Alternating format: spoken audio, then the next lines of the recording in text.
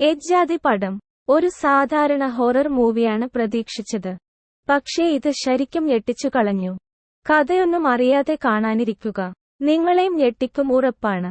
മിക്ക ഹൊറർ സിനിമകളുടെയും പ്രധാന പോരായ്മ ദയനീയമായ തിരക്കഥയാണ്. എന്നിട്ട് ആ പോരായ്മ പരിഹരിക്കാനായി ചുമ്മാ കുറെ ജംപ് സ്കെയർ സീനുകളിട്ട് വെറുപ്പിക്കും. ഈ സിനിമയിലും ജംപ് സ്കെയർ സീനുകളുണ്ട്. മാത്രമല്ല 2 മണിക്കൂർ ദൈർഘ്യമുള്ള സിനിമയുടെ ആദ്യ 1 മണിക്കൂർ പക്ക ഹൊറർ ക്ലീഷേ ലെവലിലാണ് പോവുന്നത്. പക്ഷേ കൃത്യം 1 മണിക്കൂറങ്ങ് കഴിയുമ്പോൾ പടത്തിന്റെ റേഞ്ചങ്ങ് മാറും.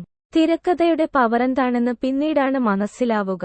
അത്രയും നേരം സ്ക്രീനിൽ കാണിച്ചിരുന്ന സംഭവങ്ങൾക്കെല്ലാം ആൻസേഴ്സ് വീതം ട്വിസ്റ്റിലൂടെ സിനിമ ഉത്തരങ്ങൾ നൽകാൻ തുടങ്ങും. പിന്നീടിങ്ങോട്ട് അവസാനിക്കുന്നത് വരെ ട്വിസ്റ്റുകളും ടേൺസും ഞെട്ടിക്കുന്ന റിവീലിംഗ്സും എല്ലാമായി ഒരു നെയിൽ ബൈറ്റിംഗ് എക്സ്പീരിയൻസാണ് സിനിമ.